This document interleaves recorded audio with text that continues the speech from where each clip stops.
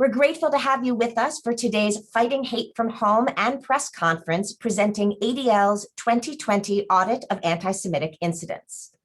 As you will see shortly, 2020 was the third highest year for incidents against American Jews since ADL started tracking such data in 1979.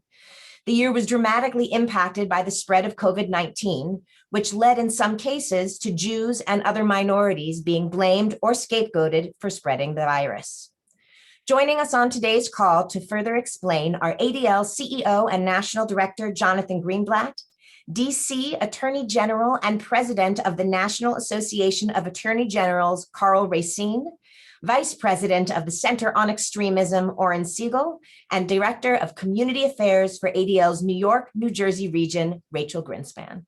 And with that, I'm pleased to turn the call over to Jonathan.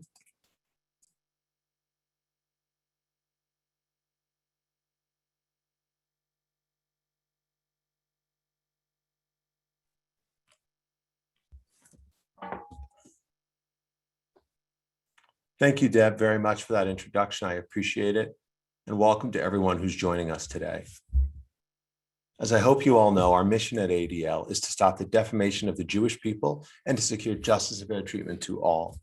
It's a mission we've worked tirelessly to execute for more than 100 years, and one today that remains as important as ever. But it's a mission that comes with ever-changing challenges. Central to this work is fighting anti-Semitism wherever we see it. To do so, we must know three things: how it's happening, where it's happening, and to whom it's happening. Only then can we effectively address it. That's why every year since 1979, we've conducted an annual audit of anti-Semitic incidents across the United States to provide a snapshot of the problem. The audit compiles information provided by victims, law enforcement, and community leaders, supplemented by media reports and research by ADL's Center on Extremism. We're here today to share findings from our 2020 audit, to warn against the rising tide of anti-Jewish hate, and to chart a course ahead to prevent such attacks from happening in the future. Let's go to the first slide. There's no question that 2020 was a challenging year in its own right, let alone with anti-Semitism compounding feelings of isolation, loss, and hopelessness for so many.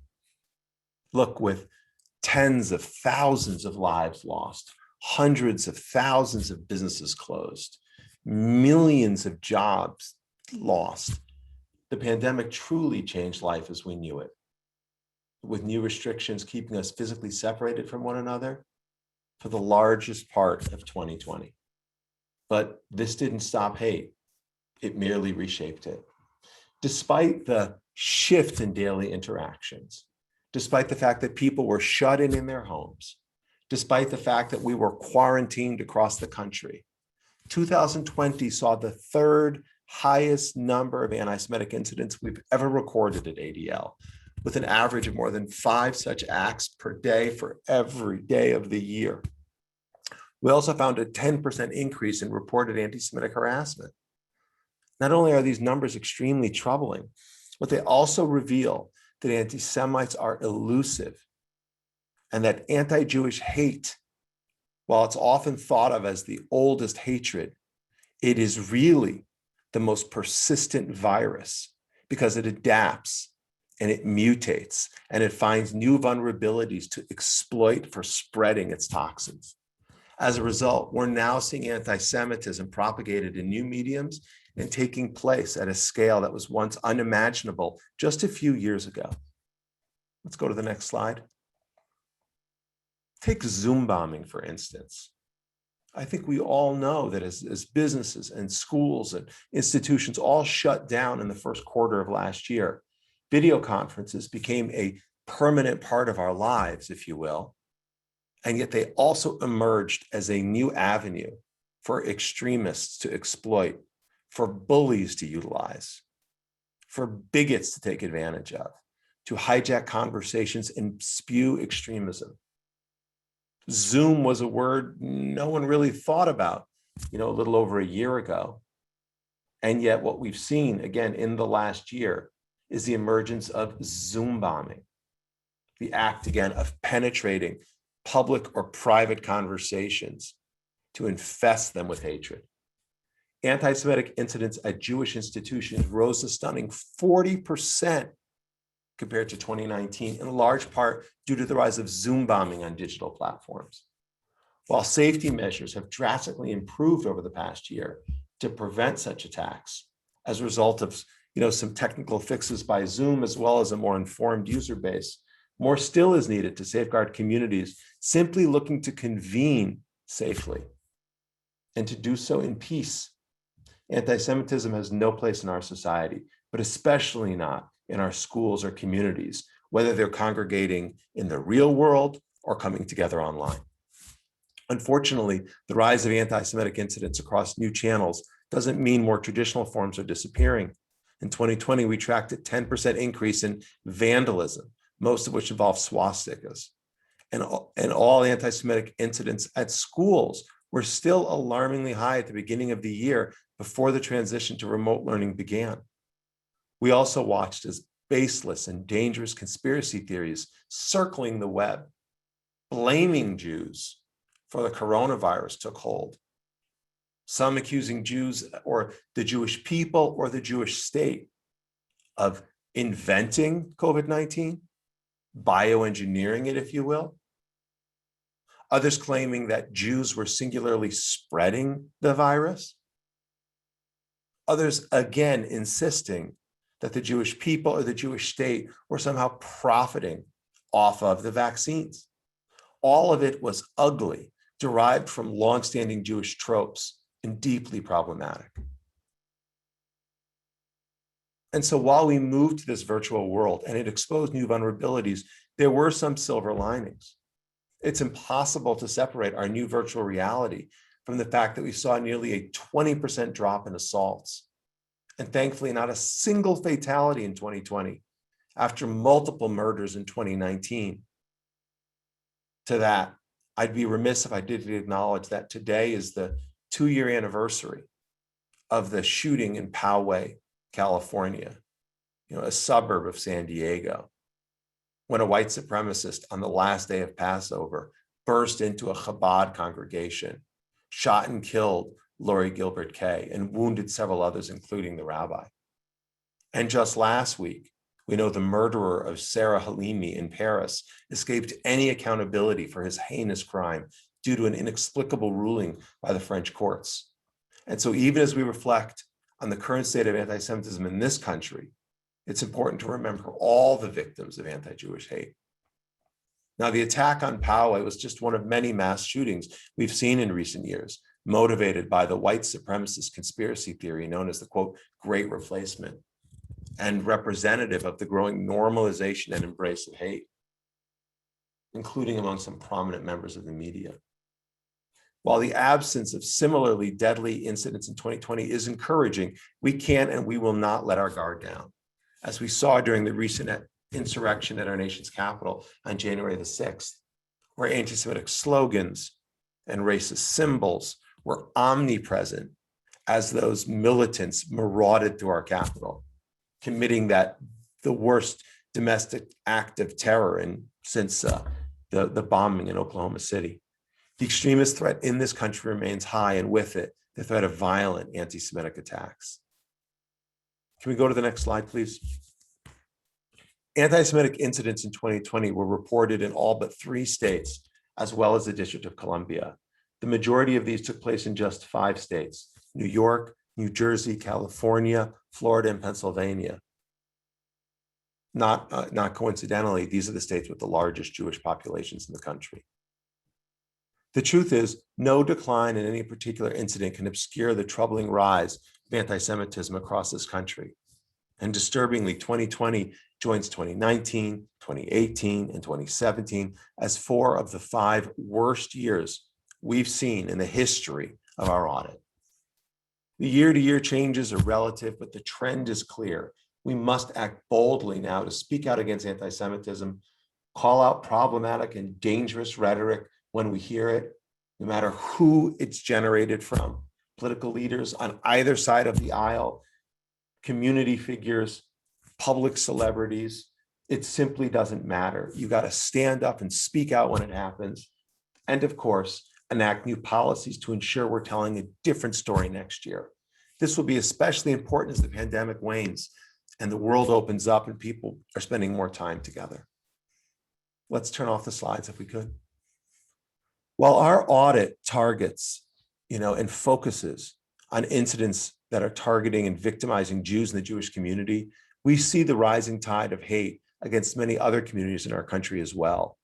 We recognize at the ADL that anti-Semitism so often is the canary in the coal mine, a warning that if something is present in the atmosphere around us, that other insidious forms of hatred might not be far behind. And we know that when there's hatred of one marginalized group, there likely will be hatred of others.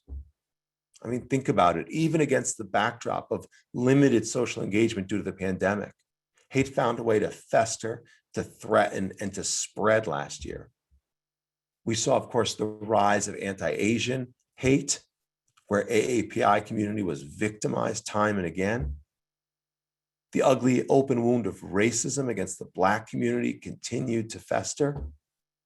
And vile conspiracy theories about immigration and immigrants themselves continued to spread.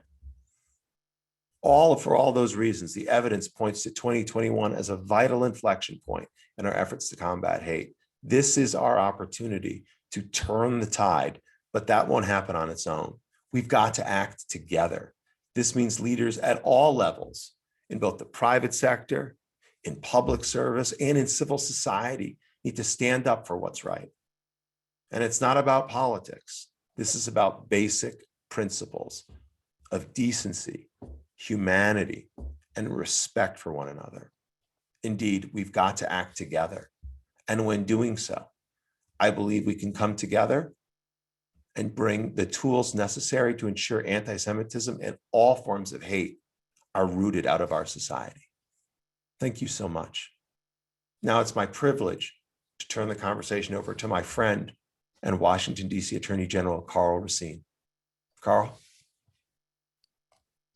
Thank you so very much, Jonathan, for your powerful words. And thank you so much to the entire ADL team for being such a great partner to the Office of Attorney General, the District of Columbia, as we embark on a year where we're focusing on the scourge of hate and all that it means, as well as common sense, bipartisan, nonpartisan solutions that go back to what Jonathan called for, a sense of our basic humanity, where we judge each other on the merit of our content, of our character, and not by old tropes, overgeneralizations, flat out mis and disinformation that's meant to scapegoat and divide us.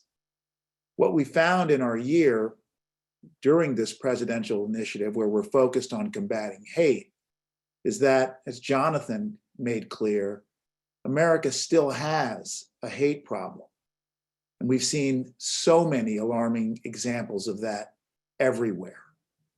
And this is why it's so important for all of you all, respectfully, I know everybody is stretched with time, but to dig into the ADL's audit, because what it reveals is that in over 20 years of tracking all kinds of data, last year was the third highest year of incidents on record. And this trend, sadly, if you look at the charts, the bar chart that Jonathan just had up, it suggests to you that the trend is maintaining at a high level, which of course means that there's more for us and every other good person out there to do, to call out hate and to really try to persuade people to go to their better angels and treat people based on how they treat you. We're all each other's neighbor. And for too long, we've seen deadly attacks specifically against the Jewish community and anti-Semitic hate crimes against Jewish institutions. They are, as Jonathan suggested, the canary in the coal mine. 2 weeks ago, I had the honor of hosting a virtual event with Rabbi Myers from the Tree of Life Synagogue, along with other survivors and relatives of deadly acts of violence. There were so many powerful messages. What I want to do is really focus in on 2 messages. Susan Bro, the mother of Heather Heyer, said, and I don't mind paraphrasing this, if you don't go to a doctor and expect to walk into the door and have them hand you a prescription, it's not going to work that way. Instead, you need to go to a doctor, have them analyze your symptoms, and then make an educated guess based on their medical teachings as to how you can best be healed and given a treatment plan. Because if we don't understand a problem, we certainly can't help solve it. The second message of the victims was also quite powerful and clear. And that is that the impact of trauma is long lasting from these hateful incidents. And we know, of course, that once a hateful incident occurs, it's amplified on the internet, it's used to recruit even more followers to the hateful ideology, and then sure enough, more hate follows. So we've got to also focus on supporting the victims of hate crimes. And this again is why the ADL audit is so important. Think about it, how it happened, where it happened, and to whom. Incredibly important facts for us to know, particularly given that in the United States of America, notwithstanding our vast resources, law enforcement, particularly local and state law enforcement, do not have the resources and in some instances, the will to actually record that essential how it happened, where it happened, and to whom it happened data. That's why we are at the National Association of Attorney General, 35 attorneys general on a bipartisan basis, advocating for passage of the No Hate Act that would provide the kind of funding that is necessary, and frankly, the will that is necessary for us to also keep detailed records as a government on hate offenses. All too often, sadly, even though we're seeing some progress, people still are apt to follow the words that Martin Niemöller wrote decades ago. First, they came for the socialist. Because I wasn't a socialist, I didn't feel the need to speak up. Then they came for the worker unions. Because I wasn't part of a union, I didn't speak up. And then they came for the Jews. And because I wasn't Jewish, I didn't speak up. But then they came for me. And when I turned around to look for support, there was no one there. And that's why it's so incredibly important to thank the ADL for its immense leadership in making sure that every single person understands that we're all in this fight against hate together. Because indeed, we are all susceptible to being the victims of hate. So thank you to the ADL, and please know that you have a great friend in the Attorney General from the District of Columbia, and indeed in the NAAG room. Thank you so much, Attorney General Racine, for your leadership and for taking the time to be with us here today. We greatly appreciate it. Thank you. And now I'd like to turn things over to the Vice President of ADL's Center on Extremism, Oren Segal. Thanks so much, Deb. Thank you, Attorney General Racine, and thank you, Jonathan. Thank you all for taking the time to be on this call. 2020 will certainly be remembered in part for just overwhelming numbers of COVID infections, number of COVID deaths, of course. But another disturbing number is the amount of anti-Semitic incidents documented in this report. The report shows how anti-Semitic narratives are changing and adapting, as well as the ways that these anti-Semitic narratives are disseminated. I'm going to dig into those numbers a bit more now. As Jonathan noted, the pandemic affected nearly every facet of our lives. As such, the number of anti-Semitic incidents was likely impacted by stay-at-home measures, including K through 12 and university campus closures, the lack of daily commutes, and the closure of synagogues. We can see the impact of COVID graphed out perhaps most clearly when we look at the number of incidents at non-Jewish K through 12 schools and universities. So to start with schools, in January and February, anti-Semitic incidents were reported at significantly higher levels than they were during the same period the previous year in 2019. Those numbers then dropped precipitously as educational institutions across the country and switched to more remote learning. In 2020, there were 161 anti-Semitic incidents reported at non-Jewish K through 12 schools, a decrease of 61% from the 411 the previous year. And of those 161 incidents, 92 were incidents of harassment, 68 were incidents of vandalism, and also one assault. And again, of those 92 incidents of harassment, 22 took the form of Zoom bombing, in which classroom sessions, school district meetings, and school club meetings were disrupted by outside actors who displayed swastikas or anti-Semitic language. Here's one example from New York City. A virtual class was disrupted by an unknown individual who hacked into a student's account and then left a message for the class that read, "Kill all the Jews, gas them all."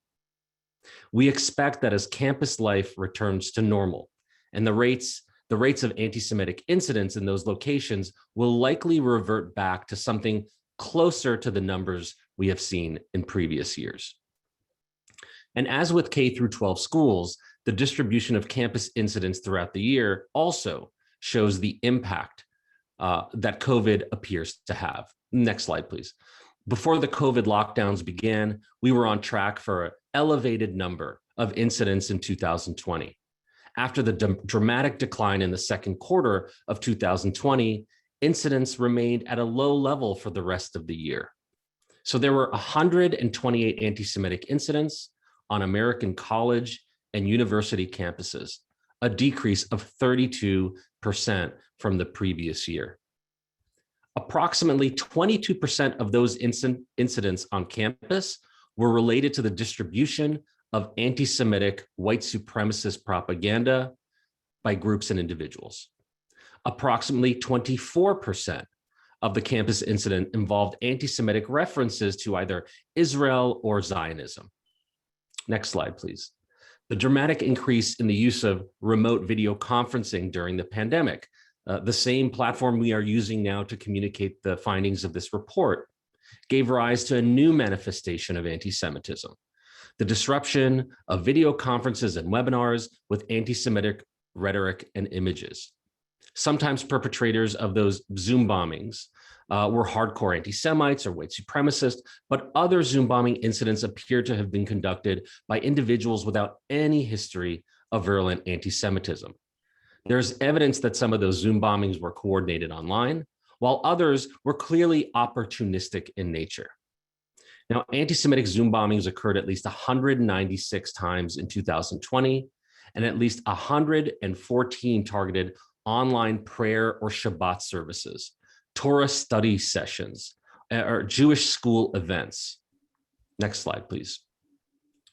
Jewish institutions, including Jewish schools, community centers, and synagogues, were targeted 327 times in 2020. That's an increase of 40% from the previous year. And of those, 212 specifically targeted synagogues. Of the 327 incidents targeting Jewish institutions, 264 were harassment, 61 were vandalism, and 2 were incidents of assault. And as I mentioned, of the 264, 114 were Zoom bombing. As for extremist activity, Known extremist groups or individuals inspired by extremist ideology were responsible for 331 incidents in 2020. That's up from the previous year. Those extremist-related incidents represent 16% of the total number in our report in 2020. Some of the images you can see on your screen now. Of those 331 incidents attributable to hate groups or their supporters, 277 took the form of anti-Semitic propaganda, flyers, banners, or stickers, written messages distributed by white supremacists or their supporters. Now, this was part of a broader surge in white supremacist propaganda activity in 2020, which we documented in a comprehensive report that we issued last month. Now, it's important to note, white supremacist propaganda is included in the audit if it contains anti-Semitic messages and iconography. Therefore, many of the white supremacist propaganda that did not include explicit mention were not included in that audit. It's also important to note that 16% means the vast majority of the anti-Semitic incidents that we documented in 2020 were not carried out by extremists, but by your average Joes or your average Jills, if you will. Next slide. The audit also includes anti-Semitic incident reports of anti-Zionist and anti-Israel harassment, vandalism, or assault that is characterized by anti-Jewish animus, such as those that incorporate established anti-Jewish references, accusations, and/or conspiracy theories, or that demonize Jews as a group for their support of Israel, or which target Jewish religious ceremonies or cultural events because of the real or perceived support for the state of Israel. As with other categories of incidents for the audit, incidents need to have an identifiable victim or impact on a small community. General expressions of anti-Zionist animus online, for example, would not be included and are not included in this data set. In 2020, 178 anti-Semitic incidents referenced Israel or Zionism. This includes cases where Jewish students on college and university campuses experienced animus expressed by their peers on the subject of Israel or perpetuated by anti-Israel groups. All this data underscores the critical need for reporting. The way we can resource to these threats, inform policymakers, advocate for better policies and practices is through good data. The better the data, the better prepared we will all be to strategize about ways to mitigate anti-Semitism and all forms of hate. Deb, back to you. Thank you, Oren, and thank you, Jonathan and Attorney General Racine. Jonathan, I know you need to leave us a bit early, but before you go, the question that I'm just seeing populate over and over again in the chat is, what can we do about this? Everyone wants to know how they can help, what they should be doing, and how we can better combat hate. Well, unfortunately, there's no silver bullet to stop anti-Semitism, right? There's no kind of magic wand that we can wave that will somehow fix this problem. In many ways, as I said before, anti-Semitism has been described as the oldest hatred because it's persisted for so long across countries, across cultures, in different historical eras. It seems to be, if you will, simply a part of the human condition. But there are steps as individuals that I think I would recommend that people consider taking. First and foremost, it's to speak out. So as an individual, you know, when you're, and again, I know we're all shifting now, finally, or there seems to be on the horizon, we'll move out of this kind of COVID, our COVID bubbles. But when you hear someone make an anti-Semitic comment, whether it's on a Zoom meeting, right? Or it's, you know, in a social setting, or it's on your Facebook page, right? Or it's in your Twitter stream, you should speak out. Because it's critical to interrupt intolerance when it happens. So that might mean reporting that Facebook post, let alone pushing back on that individual. Or again, stopping a colleague when they use an anti-Semitic reference. Stepping up and speaking out is really critical. to make it clear that, that your personal space and the space around you is simply no place for hate. That's critical, number one. And I should say, number two, we certainly need our political leaders to do the same. And I think there's a very different tone in the country today than maybe, let's say, 6 months ago. But the reality is we need people in positions of authority. And from the president of the United States, the president of the local school board, to say again that our country, our communities are no place for hate. And I don't underestimate the importance of that. When there's anti-Jewish invective in schools, let's say, in curriculums people are trying to introduce, you've got to intervene and speak out. We've got to, again, make sure that people in positions of authority use their platforms to push back against, those who would delegitimize the Jewish people or the Jewish state. It all redounds negatively toward our kids and our communities. So that's number one. And I should say, when you call it out, if you will, from your side of the aisle. It has a lot of resonance when it's not, the cable news format of people debating from different kind of political persuasions. But when you recognize that intolerance can happen even, from people who are on your team, let's say, that's really important. So number one, speak out. Number two, share facts. Don't resort to hyperbole. Don't get too emotional, like dispassionate, fact-based, kind of measured approaches. We always recommend at ADL. And that's why we ground our work in data, because I think an evidence-based approach is certainly the most effective way to expose the problem of prejudice and give us the chance to push back on it. So number one, speak out. Number two, share facts. And number two, show strength. Stand up for other people when you see hate happen, whether it's sort of anti-Black racism or anti-immigrant sentiment or anti-Muslim bias, I must say, or anti-AAPI hate. When we stand up for others, we create the basis for them to join us as well. So being an upstander means not just defending yourself and your community, but being there for other people too. ADL was founded on this premise. Our mission is to stop the defamation of the Jewish people and secure justice, fair treatment to all.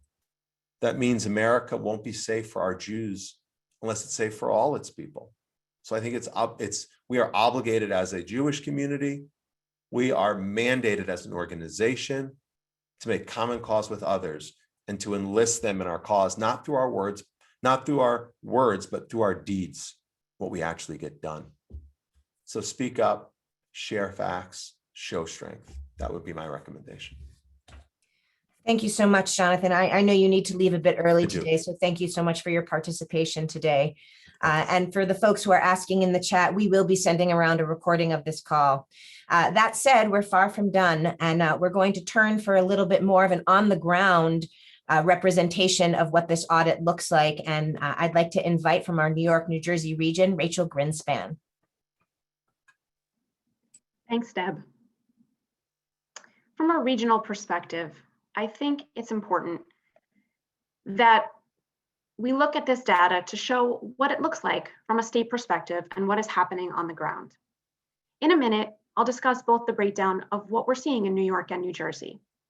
But I think it's important that at the outset, we keep in mind that each one of these incidents, each one of these data and percentages that you're going to hear about are not just numbers.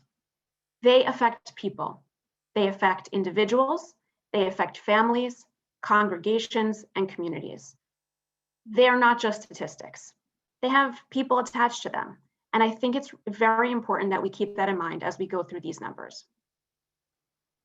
New York once again leads the nation with the most documented incidents, 336. New Jersey, a close second, 295. This isn't surprising given the amount of Jewish communities that live in both New York and New Jersey.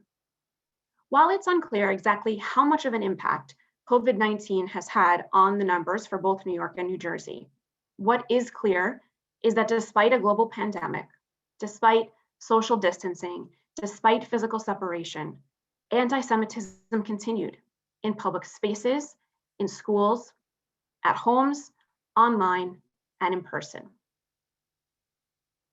Coming off historic levels of documented anti-Semitic incidents in 2019, which for New York and New Jersey included 2 deadly attacks against the Jewish community. New York and New Jersey saw a combined total of 631 out of the total 2,024 incidents documented by ADL nationwide. This is approximately 30% of all incidents documented in the US. For further perspective, that's about 2 incidents a day, each day, happening either in New York or New Jersey. While it's encouraging to see that the numbers did decrease somewhat in both states, we are still at near historic levels over the past several years, and that is a troubling trend. The welcome news here is that assaults did go down 66% in New York from 35 in 2019. 11 of the 12 assaults that occurred last year occurred in Brooklyn. Even one anti-Semitic assault is one too many. And we continue to be concerned that attacks and physical violence against Jewish people continue. We saw some troubling increases in both states with respect to the category of incidents against Jewish institutions. In New Jersey, there was a 39% increase in documented incidents against Jewish institutions, with 25, up from 18 the year before. In New York, there was a 76% increase in these documented incidents against Jewish institutions, with 44, up from 25 in 2019. As the national numbers show, Zoom bombings continue to affect temples, schools, families, and students in New York and New Jersey as well, with 18 reported incidents in New Jersey and 21 in New York. To give you a little bit of an example as to what we're seeing, at the end of 2020, the North Shore Hebrew Academy, a Jewish day school, experienced a horrific cyber attack where their school website was hacked. Vile anti-Semitic imagery and rhetoric was displayed, causing fear and anxiety for many families and students. Our office helped to connect them with the proper authorities to ensure that the attack was investigated and addressed concerns over internet security for the school community. We helped to provide best practices when utilizing social media and websites. To further illustrate what we're seeing, here's an image. If we can go to the next slide, please, thank you. These are 2 images of incidents we saw in New York last year. The images and wording, coupled with graffiti and swastika done in public spaces, have the potential to reach an unknown number of people on the streets of New York, which can create fear and anxiety, not only for Jewish communities. This is what people are seeing, and it can have lasting negative impact that can reverberate far beyond the street it's found on. One more note. While the ADL audit is a snapshot of quantifiable data related to incidents specifically targeting individuals or groups of individuals, there are several factors here that are a bit more difficult to quantify and yet affect Jews deeply. During 2020, we saw news stories, op-eds, tweets, and general vitriol, at times even from public officials, blaming, stereotyping, and scapegoating Jews, usually Orthodox Jews, for the spread of the COVID-19 virus. In New York and New Jersey, we were also able to track at least 10 incidents in which individuals were specifically targeted in relation to COVID-19, 9 of them in New Jersey and 1 in New York. In closing, while there is some good news in decreased documented incidents, the reality is anti-Semitism continues to persist and did so in 2020, right here in New York and New Jersey. These data points offer us a snapshot at local and regional trends, which gives ADL the ability to act in response, to help those affected, and to continue speaking out loudly against anti-Semitism and all forms of hate. Back to you, Deb. Thank you, Rachel. It's always tough to hear those numbers. We're going to open things up for Q&A right now. As a reminder, you can put those questions into the chat. And again, if you are a member of the press, please be sure to identify yourself and the outlet that you are representing. So Oren, I think this first question is really aimed to you. How do you separate anti-Semitism from anti-Zionism? It seems that people are using them interchangeably. Thank you. Just unmuted myself. Thank you for the question. So we don't include any criticism of Zionism or even some really hard, difficult, unreasonable, extreme criticism of Zionism or Israel found in online spaces. Much of the incidents that we do include, are because somebody was very specifically targeted for that, or where it crosses the line. So for example, in the slides that I showed, when somebody blames Jews for the policies of Israel, when somebody attacks a sukkah during the holiday and puts Free Gaza in graffiti on there, those are incidents that we're clearly going to include. But opposition to the state of Israel or anti-Zionism more broadly needs to include some sort of conspiratorial or anti-Semitic narrative as part of it for us to include. Now, the basic answer is it's not always easy, but this is where we do our best to have context. Whether it's an incident, whether it's a hate symbol, context is always key in making decisions of how we're putting the data together. Thanks for that, Oren. We have a question from the Cleveland Jewish News, and they're asking, can you speak to the 72% rise of anti-Semitic incidents in Ohio? Why that spike? How does that percentage spike compare to other states? Can you speak specifically to that? So I need to take a closer look at the numbers in Ohio. I think oftentimes, sometimes a spike, and by the way, this is good news, might be a result of more reporting that occurs, but it's often not the only reason. And so what are some of the other underlying factors that we saw in Ohio that would result in that? And I think part of that is we know that there was a lot of Holocaust imagery and inappropriate iconography that was used at some of the reopened protests. And we know there were many reopened protests in Ohio. So that may have had something to do with the increase, which was relatively marginal in terms of total number, from 25 to 43. So while percentages sometimes seem huge, I think it's also really important to look at the actual numbers as well to understand the growth or the decrease that we're seeing. Thanks for that. Rachel, we have a couple of questions about the New York, New Jersey region specifically. Can you speak a little bit to where we're seeing the anti-Semitism attacking? There was a bunch of questions about if that was really coming to the ultra-Orthodox community and if we're seeing a bigger rise in the Hasidic community.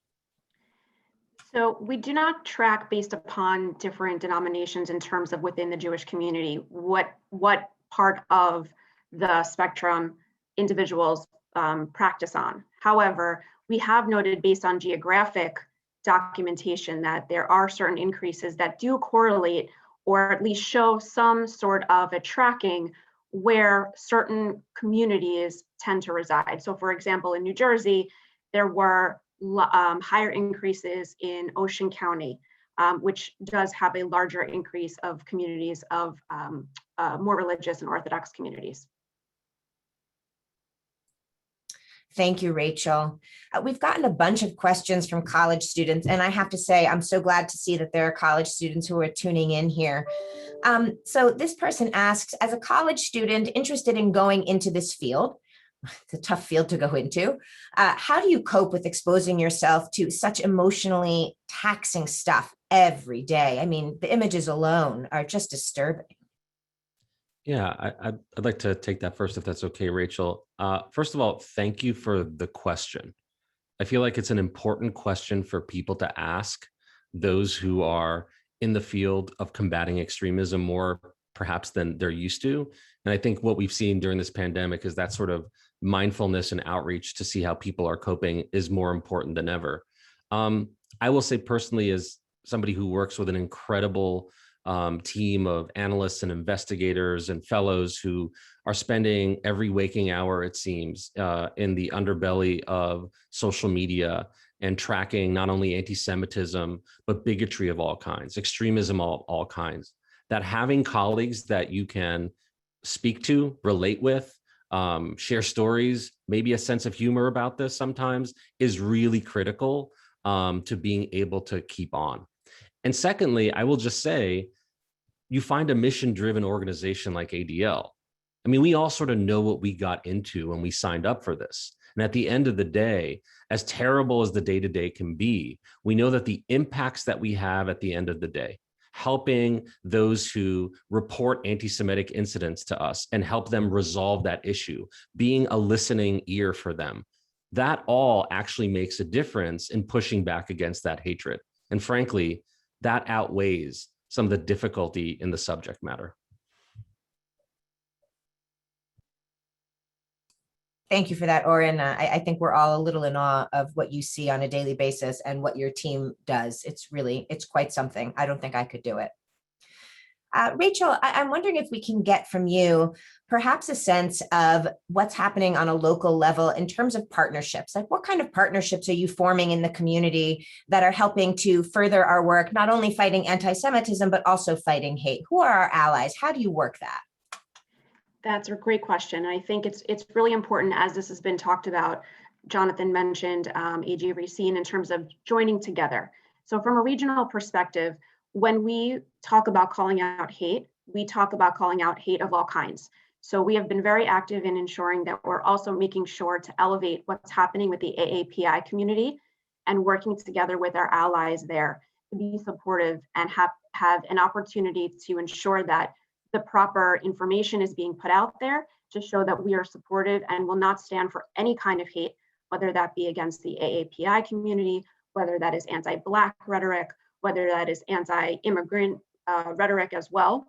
So to ensure that we do that, we are always embarking on ways to conduct continual outreach with other communities, specifically in New York and New Jersey, so that we can have a unifying message to make sure that we're speaking out loudly about that. Thank you, Rachel. This question is for either of you. Can you speak a little bit about how the IRA definition of anti-Semitism has affected any of these things, or if you feel like it's something that we should be paying more attention to?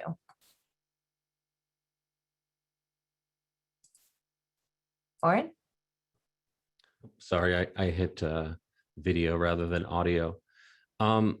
So for us, we incorporate awareness of the IRA definition into our analysis and what we include in the audit.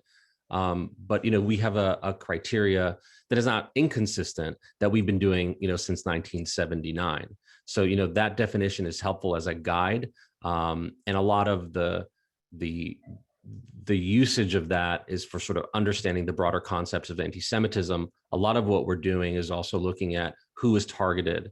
What is the context against that targeting? What are the reporting that we're getting from actual people who dealt with that? So we combine sort of best in class from everywhere that we can in order to create a criteria that results in the data collection.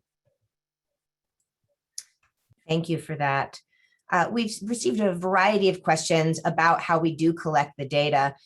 Specifically, one of the questions that was asked is a little bit related to that, which is, do you attribute the increase in incidents against institutions in 2020 to the fact that most of the physical buildings were empty with less risk of confrontation? Has that affected the numbers? Has COVID affected the numbers? That's an interesting theory.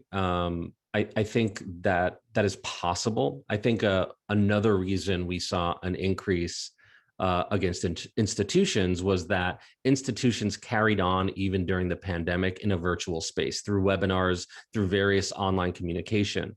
And as we noted in the sort of formal presentation, we're targeted by Zoom bombing.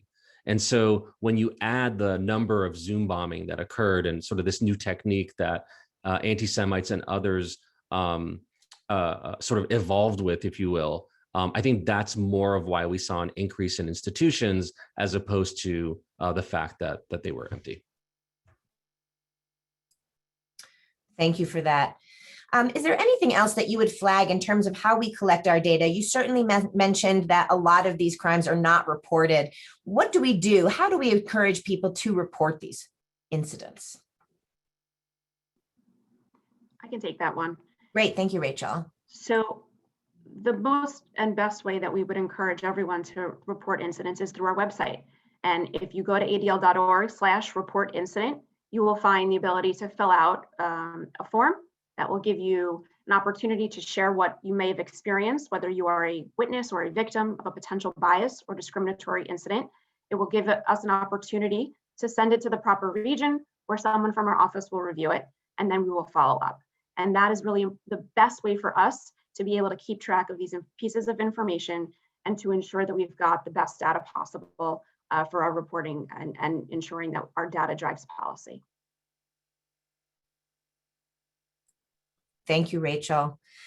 Before we end this call, these numbers are obviously really troubling, and it's certainly a trend that we have seen over the last several years. So, Oren, I'm going to put you on the spot and ask you, what's the good news? What can we be hopeful for? Thank you. Another important question. We should always end with some good news, because the reality is there is always a silver lining to even the most difficult and challenging times. And so I think one of the pieces of good news is I think more and more people are reporting. They're doing what Rachel just said, right? They're seeing something in their community and they feel like I can have a role to play in doing something about it by reporting. Reporting may sound simple, but how do we have the data to resource to the threat, to change hearts and minds, to create policies? You need that data. And so I think reporting is an act of optimism in and of itself. The second thing that I'm hopeful for is that, and Rachel alluded to this when she said there are people behind the numbers. It's true, there are people behind the numbers, but they're not just victims. Every one of these 2,024 incidents that we tracked, in many cases included a community taking responsibility and speaking out against the hatred that they were targeted for. People either individually saying this is not acceptable, people using their voice to marginalize the hatred. You know, we take bad things and make them good, lemons into lemonade. And the audit, I think, has thousands of examples of that as well. And for me, that gives me hope. I'll take it wherever we can find hope these days. I want to thank Rachel and I want to thank Oren for both sharing your amazing insights with us, even if they're a little bit difficult to hear at times, and for taking the time to be with us in general here today. And to everyone on the line, I also want to thank you. It's important that we're all together and that we're learning together. For those of you who are interested in reading more and learning more from the report, you can head to our website at adl.org and you can find the full report there. Until then, keep an eye on your inbox for the next Fighting Hate from Home. And I hope you all stay well and stay safe. Take good care. Thanks so much.